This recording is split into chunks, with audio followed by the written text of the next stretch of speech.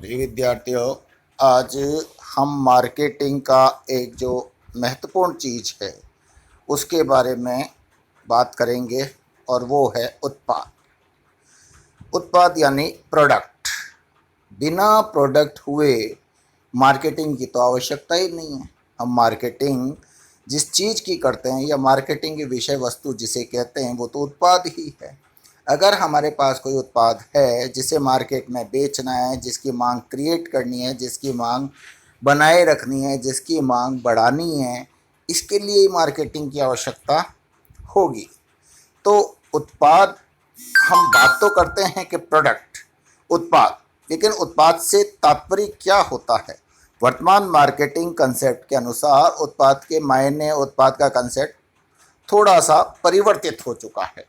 तो हम उस संदर्भ में देखेंगे विलियम जे स्टैंटन और उनके जो साथी लेखक हैं, उन्होंने जो उत्पाद को परिभाषित किया है, उनके अनुसार उत्पाद मूर्त अथवा दर्शनीय, स्पर्श योग्य अर्थात टेंजिबल तथा अमूर्त अर्थात इनटेंजिबल अथवा अदृश्य इनविजिबल विशेषताओं गुणों वाला वह समूह है जिसमें पैकेजिंग, रंग, मूल्य के ब्रांड के साथ साथ विक्रेता की सेवाएं और ख्याति भी सम्मिलित होती है।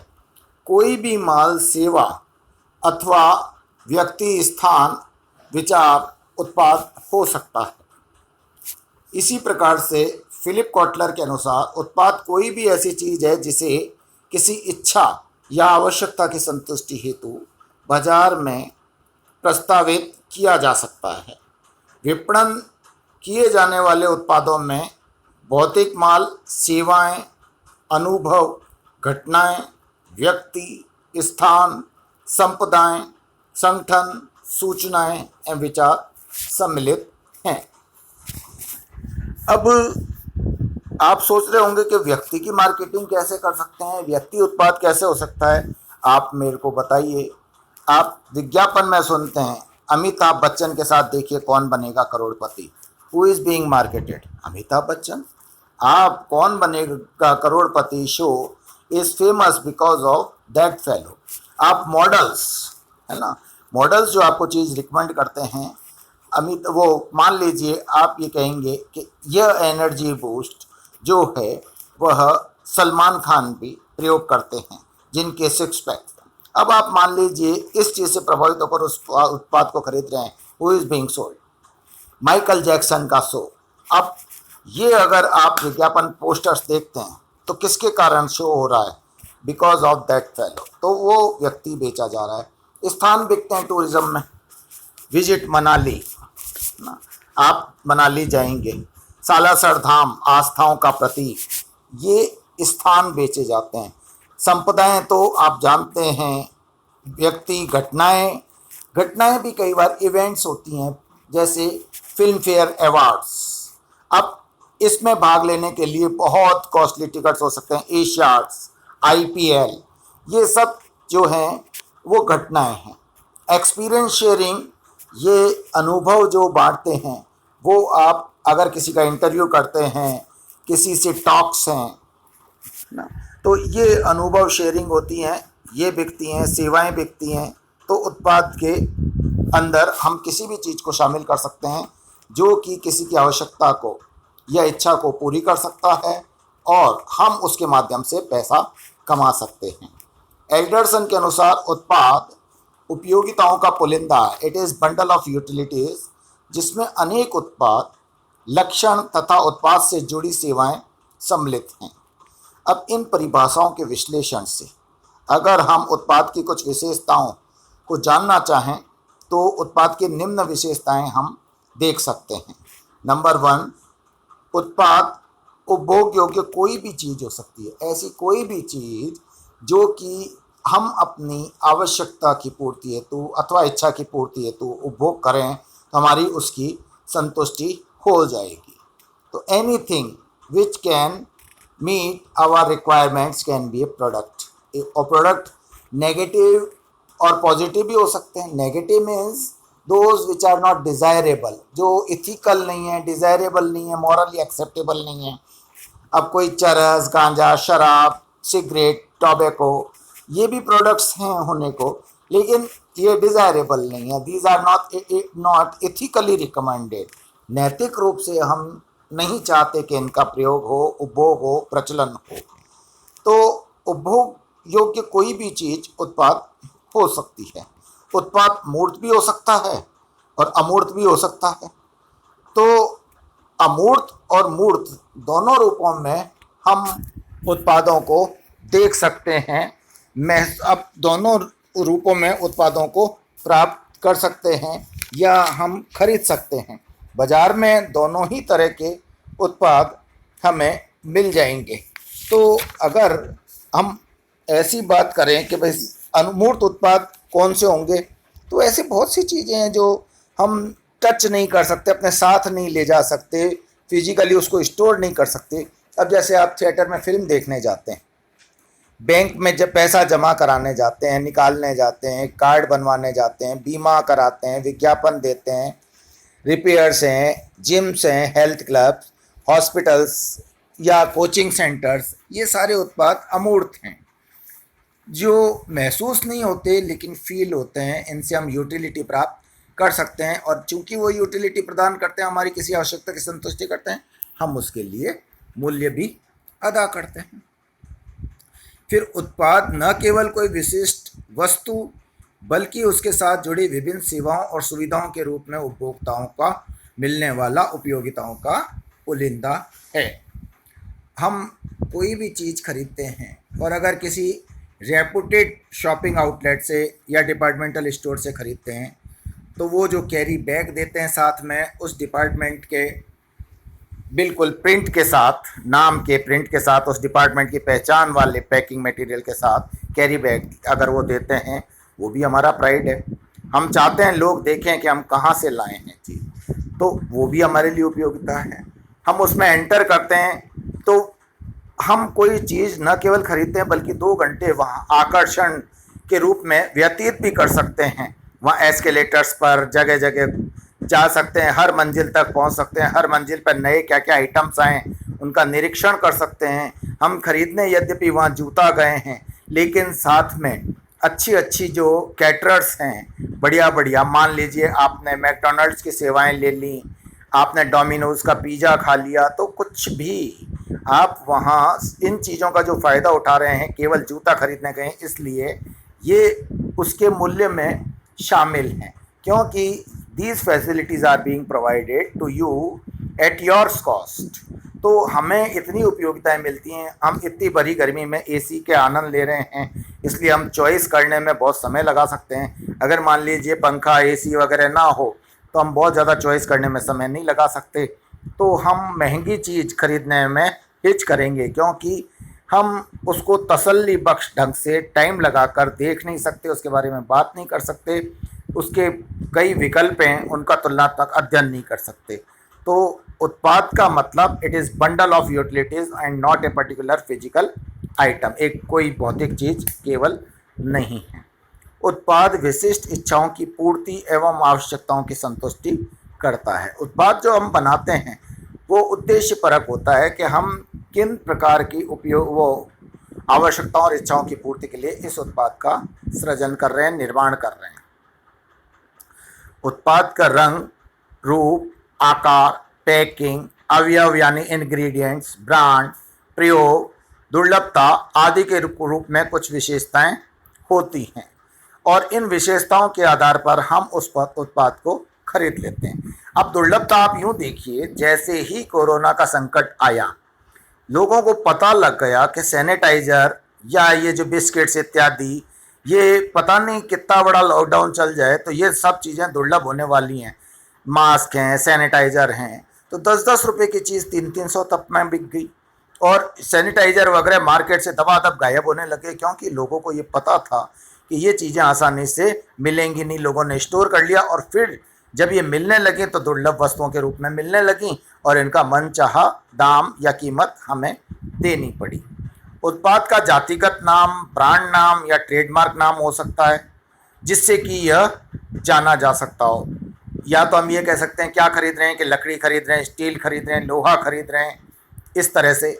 या हम कह सकते हैं टाटा का नमक खरीद रहे हैं, हम रेमंड के कपड़े खरीद रहे हैं या एंकर का धागा खरीद रहे हैं, तो हम कोई ना कोई ब्रांड नेम, ट्रेड नेम या जातिगत नाम से उत्पाद को जानते हैं। अब उत्पाद का एक मूल्य होता है। ये मूल्य होता है उत्पाद जो भी वितरक या विक्रेता हमें देता है उसको उस उत्पाद के बदले दिया गया प्रतिफल। तो हम जो उत्पाद प्राप्त करते हैं उसके लिए हम जो मौद्रिक प्रतिफल देते हैं उसे ही मूल्य कहा जाता है। जिस प्रकार से मानव जीवन की अवस्थाएं होती हैं, बचपन अवस्था, प्रौढ़ अवस्था, युवा, फिर बुढ़ापा, फिर ढलान, मृत्यु, ये सारा प्रोडक्ट के जीवन काल भी होता है। और इन अवस्थाओं, सारी अवस्थाओं को व्यक्त करने वाला जो उसके चरण होते हैं उसको कहते हैं उत्पाद का जीवन चक्र।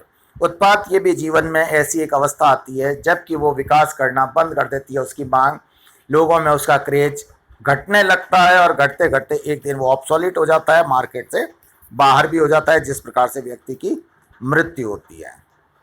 अब हम देखते हैं कि उत्पादों के प्रकार या वर्गीकरण क्या हो सकते हैं। अब अगर हम उत्पादों का वर्गीकरण करें तो मोटे तौर पर आपके प्रश्न की दृष्टि से भी दो भागों में इनका वर्गीकरण किया जाता है। नंबर 1 उपभोक्ता उत्पाद और नंबर 2 औद्योगिक उत्पाद। उपभोक्ता उत्पाद को हम पुनः आगे बांट सकते हैं और वो है दो भागों में क्रय आदतों के अनुसार। अब क्रय आदतों के अनुसार उपभोक्ता जो उत्पाद होते हैं उनके पुनः उप विभाजन किया जा सकता है और वो इस प्रकार है। नंबर 1 सुविधा उत्पाद, कन्वीनियंस प्रोडक्ट्स। अब कन्वीनियंस प्रोडक्ट आप ये देखिए, एक तो होता है बुनियादी उत्पाद, आधारभूत या बुनियादी उत्पाद, यानी जो मूलभूत आवश्यकताओं की संतुष्टि के लिए लिए जाते हैं, जो व्यक्ति बार बार लेगा, जिसमें कि मूल्य बढ़ने घटने का मांग पर कोई बहुत ज़्यादा असर नहीं पड़ेगा। अब जैसे गेहूं है, अनाज मान लीजिए आप, अनाज है, हेयर ऑयल है या ऐसी अनिवार्य सर्विसेज हैं जो आपके लिए आवश्यक हैं, डॉक्टर की सुविधाएं हैं, तो ये हमारी बुनियादी स्वास्थ्य सेवाएं जिनको कहते हैं, ये बुनियादी उत्पाद हैं। मनोवेग उत्पाद उनको कहते हैं जो मन में एक तीव्र इच्छा होती है और तब जिनकी आवश्यकता महसूस होती है, जैसे टॉफ़ी खाने की, मिठाई खाने की, चाय पीने की, पान खाने की, और मान लीजिए कोई नशेड़ी है तो गुटखा, शराब, इनकी, तो इनको कहते हैं मनोवेग उत्पाद। ये स्टिमुलस हैं, आप जिसको कहते हैं देसी भाषा में बड़बड़ी आती है इन उत्पादों के लिए। फिर कुछ उत्पाद होते हैं आपातकालीन उत्पाद। जैसे मान लीजिए बारिश होती है तो आप रेनकोट या छाता खरीदते हैं, बहुत ज़्यादा सर्दी हो गई तो आपने मफलर, टोपा इत्यादि भी खरीदा, स्वेटर खरीदा। और इसी प्रकार से मान लीजिए कोरोना काल आया तो आपने सैनिटाइज़र खरीदा, आपने सैनिटाइज़र के साथ साथ मास्क खरीदा। तो ये भी मौसमी बीमारियां आई तो आपने उनसे बचने के लिए जो तात्कालिक दवाइयां हैं वो खरीदी। तो ये आपातकालीन उत्पादों की श्रेणी में आते हैं। फिर होते हैं सौदा या अनियोजित उत्पाद। अब सौदा या अनियोजित उत्पाद, इनमें अगर आप देखेंगे तो ये ऐसे उत्पाद होते हैं जिनके बारे में कि आप सोच समझ कर, प्लानिंग कर कर, अच्छा सा कई विकल्पों पर विचार कर कर, उनका तुलनात्मक अध्ययन कर कर और रुचि से टाइम लगाकर खरीदने में विश्वास रखते हैं। अब ऐसे उत्पादों में जैसे आपने टीवी लिया, कैमरा लिया, मोबाइल लिया, ये सारी चीज़ें, फर्नीचर लिया, तो ये सारी चीज़ें सौदा उत्पाद में आती हैं। विशिष्ट उत्पाद विशिष्ट स्ट्रेटा ऑफ सोसाइटी के लिए होते हैं, समाज के विशिष्ट वर्ग के लिए होते हैं, जो हाईफाई हायर इनकम ग्रुप होता है उनके लिए होते हैं। ये उत्पाद लग्जीरियस उत्पाद भी कहलाए जा सकते हैं, क्योंकि इनकी वैसे वास्तव में आवश्यकता तो नहीं होती, लेकिन for the sake of luxury इनको यूज़ किया जाता है। फॉर एग्जांपल म्यूजिक सिस्टम हो गया, थिएटर्स होगा, थिएटर जैसे सिस्टम घर में इंस्टॉल करवाना, या मान लीजिए कारें हो गई, या मान लीजिए आप जो काफ़ी कॉस्टली पैकेज टूर्स होते हैं, फॉरेन टूर्स हो गए, डोमेस्टिक टूर्स हो गए, आप रॉयल ट्रेन में यात्रा करने का टिकट हो गया, फ्लाइट्स हो गई, ये विशिष्ट उत्पादों की श्रेणी में आ जाते हैं। और अनचाहे और अयाचित उत्पाद भी होते हैं कुछ। अनचाहे या अयाचित उत्पाद से तात्पर्य ऐसे है कि ऐसा नहीं कि वो ज़बरदस्ती आप पर थोप दिए जाते हैं, होता तो लगभग ऐसा है, लेकिन इनके बारे में यूं अगर अपन समझें कि ये उत्पाद ना तो इनके बारे में आप जानते थे, ना कभी आपने इनको इच्छा से खरीदना चाहा, ना कभी इनकी आवश्यकता और तत्परता महसूस की, लेकिन ये उत्पाद आपने इसलिए खरीद लिए कि मान लीजिए कोई व्यक्ति आपके पास आया, उसने इनके प्रति आप में जागरूकता पैदा की, आपको दिखाया, आपको समझाया और परसुएशन किया एक तरह से। जैसे बीमा एजेंट आपके घर आ गया, कोई पर्टिकुलर चीज़ बेचने वाला आपके घर आ गया, वैक्यूम क्लीनर बेचने वाला आ गया, मिक्सर ग्राइंडर बेचने वाला आ गया, उसने अब इन उत्पादों के बारे में आपको बताया। कोई बीमा पॉलिसी वाला, कोई बैंक की जमा वाला, या कोई भी चीज़ बेचने वाला कोई ऐसा आ गया कि आपको स्वास्थ्य बीमा देने के लिए आ गया, कोई आपको स्वास्थ्य कार्ड बनाने आ गया। तो ऐसे उत्पाद कई बार अपन इसलिए ख़रीद लेते हैं कि कोई व्यक्ति आया, उसने डेमो कर दिखाया, उसने आपको चीज़ें समझाई और आपको ये एहसास करा दिया कि ये आपके लिए उपयोगी है, और आप इसके बारे में जानते नहीं थे। चूँकि मैंने आपको नया बताया, आपको वो चीज़ अपील कर जाती है और आप उसको खरीद लेते हैं। दूसरा वर्गीकरण उपभोक्ता उत्पाद का हो सकता है उपभोक्ताओं की आदतों के अनुसार। इसमें पहला आता है टिकाऊ उत्पाद, ड्यूरेबल्स। टिकाऊ उत्पाद में जैसे जूते हैं, कपड़े हैं, कारें हैं, फर्नीचर हैं, आप स्कूटर है, ये सारे टिकाऊ उत्पाद हैं जो कि व्यक्ति रोज़ रोज़ नहीं खरीदता, और ये कॉस्टली भी होते हैं। इनके विकल्पों पर भी विचार किया जाता है, तुलनात्मक अध्ययन कर कर इनको खरीदा जाता है। इसमें समय, श्रम और धन पर्याप्त लगाया जाता है। फिर दूसरी श्रेणी होती है उपभोग्य उत्पाद। ये कंज्यूमेबल्स होते हैं, अब ये रोज़मर्रा में खरीदे जाते हैं। कंघा, शीशा, तेल, क्रीम, पाउडर, बिस्किट्स, ब्रेड। अब इनके बारे में उपभोक्ता इनको कहीं से भी खरीद लेता है, कभी भी खरीद लेता है, किसी भी मूल्य पर खरीद लेता है, बहुत ज़्यादा इनके विकल्पों का तुलनात्मक अध्ययन करने में जोर नहीं देता। वो ऐसे उत्पाद सहज रूप से कभी भी खरीद सकता है। तो ये उत्पाद जो होते हैं वो कहलाते हैं उपभोग्य उत्पाद, कंज्यूमेबल्स। फिर होते हैं अमूर्त उत्पाद। अब आप कहेंगे कि उपभोक्ता केस में अमूर्त उत्पाद कौन से होते हैं? अमूर्त उत्पाद होते हैं जैसे हेल्थ क्लब है, बैंक्स हैं, बीमा हैं। इनको आप घर नहीं ला सकते, इनको आप स्टोर नहीं कर सकते, लेकिन इनकी सेवाएं यूज़ कर कर आप यूटिलिटी प्राप्त कर सकते हैं। ये आपको दिखाई नहीं देते, लेकिन आपको बहुत ज़्यादा लाभान्वित करते हैं, आपकी आवश्यकताओं की संतुष्टि करते हैं। जिम हैं, अस्पताल हैं, बैंक्स हैं, बीमा कंपनियां हैं, हेल्थ क्लब्स हैं, थिएटर्स हैं, ये सारे। ठीक है। फिर बी कैटेगरी आती है औद्योगिक उत्पाद। इनको संगठनात्मक उत्पाद भी कहते हैं, क्योंकि उपभोक्ता उत्पाद को प्रोडक्ट्स फॉर इंडिविजुअल्स भी कह सकते हैं, और औद्योगिक उत्पादों को प्रोडक्ट्स फॉर इंडस्ट्रीज और organisations, organizational products, those which are used by the organizations or industries। इन उत्पादों का वर्गीकरण अगर अपन करना चाहें तो इनमें सबसे पहला तो है कच्चा माल, रॉ मटेरियल, इनपुट्स के रूप में जिसका यूज़ किया जाता है। अगर मैन्युफैक्चरिंग इंडस्ट्री है तो रॉ मटेरियल में एग्रीकल्चरल प्रोड्यूस भी हो सकता है, कृषि उपज, जैसे कि ग्वार गम फैक्ट्रियाँ हैं, वहाँ ग्वार का क्रय हुआ।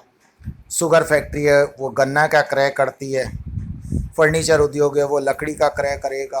तो ये कच्चा माल जो होता है, इनपुट किसी भी इंडस्ट्री के लिए, असेंबलिंग इंडस्ट्री हैं वो पुर्जे भी खरीद सकती हैं, तो ये उनके लिए कच्चा माल हो गया। तो एक तो होता है औद्योगिक माल में कच्चा माल, दूसरा होता है यंत्र एवं भारी उपकरण, प्लांट एंड मशीनरी। तो यंत्र और भारी उपकरण ये काफ़ी कॉस्टली होते हैं, इंस्टॉलेशन कॉस्ट बहुत होती है इनकी, इनका मेंटेनेंस इत्यादि का खर्चा बहुत होता है, पर आसानी से इनको नहीं खरीदा जाता जब तक कि पूरा अध्ययन नहीं कर लिया जाता, कॉस्ट बेनिफिट एनालिसिस। तो इनमें मशीन उपकरण इत्यादि जो कि विभिन्न उद्योगों के लिए, ऑटोमेशन के लिए खरीदे जाते हैं, उत्पादन के लिए खरीदे जाते हैं, वो होते हैं। तीसरी श्रेणी इसमें है पुर्जे, पार्ट्स। अब कई इंडस्ट्रीज ऐसी होती हैं जो असेंबलिंग इंडस्ट्रीज होती हैं, जैसे कार इंडस्ट्री है, टेलीविज़न है, मोबाइल है इवन। अब ये लोग क्या करते हैं कि ये अलग अलग पुर्जे खरीदते हैं, उसको असेंबलिंग करते हैं, अपना लेबल, अपना टैग उसके साथ अटैच करते हैं और उसे अपने नाम से मार्केट करते हैं। तो ऐसे उद्योग जो चीज़ खरीदते हैं वो होते हैं पुर्जे। पुर्जों की आवश्यकता मेंटेनेंस के लिए भी होती है, रिपेयर्स के लिए भी होती है। तो असेंबलिंग इंडस्ट्रीज़ के लिए, मेंटेनेंस के लिए, रिपेयर्स के लिए, इनके लिए जो पुर्जे होते हैं वो भी औद्योगिक उत्पाद। फिर होती है प्रक्रिया सामग्री, प्रोसेस मटेरियल। अब प्रोसेस मटेरियल को एमआरओ मटेरियल भी कहते हैं, जैसे मेंटेनेंस के लिए, रिपेयर्स के लिए और ऑपरेशनल प्रोसेस के लिए जो यूज़ किया जाता है। प्रक्रिया सामग्री में जैसे जूट है, ग्रीस है, ल्यूब्रिकेटिंग ऑयल है, ये सब प्रक्रिया मटेरियल कहलाते हैं। ये कंज्यूम हो जाते हैं, इनका कोई रिकॉर्ड भी नहीं रखा जाता, इनको सी कैटेगरी की सामग्री में लिया जाता है और इनकी छीजत इत्यादि पर भी बहुत ज़्यादा कोई कंट्रोल नहीं किया जाता, क्योंकि ये लीस्ट कॉस्ट वाले आइटम होते हैं। नेक्स्ट है इसमें उपभोग्य या परिचालन सामग्री। अब इसमें भी लगभग यही सामग्री जो कि आपके प्रक्रिया में लुप्त हो जाती है, जैसे कि कागज़, पेंसिल, आपके ये जूट, ल्यूब्रिकेटिंग ऑयल, ये सब प्रक्रिया सामग्री जो है वो उपभोग्य या परिचालन सामग्री में भी यूज़ होती है, ऑपरेशनल जो प्रोसेस में काम आती। अब अमूर्त संगठनात्मक उत्पाद कौन से होते हैं? जैसे इंडिविजुअल्स में तो आपने देखा ही, बैंक की सेवाएं, मनोरंजन की सेवाएं हैं, हेल्थ क्लब है। यहाँ अमूर्त उत्पाद होते हैं, जैसे मार्केटिंग सर्वे इंस्टीट्यूट्स हैं, उनकी सेवाएं हैं जो आपके लिए मार्केटिंग सर्वे कर सकते हैं, आपके लिए डिस्ट्रीब्यूशन का काम कर सकते हैं, डिस्ट्रीब्यूशन चैनल्स हैं, आपके लिए शोध और अनुसंधान का काम कर सकते हैं, नए प्रोडक्ट डेवलप करना, उनको टेस्ट करना, टेस्टिंग लैब्स हैं, एक्सपेरिमेंटल लैब्स हैं, आपके नए प्रोडक्ट डेवलपमेंट करने के लिए रिसर्च एंड डेवलपमेंट ऑर्गेनाइजेशंस हैं। ये सब अमूर्त संगठनात्मक उत्पाद के श्रेणी में आते हैं। Okay, thank you.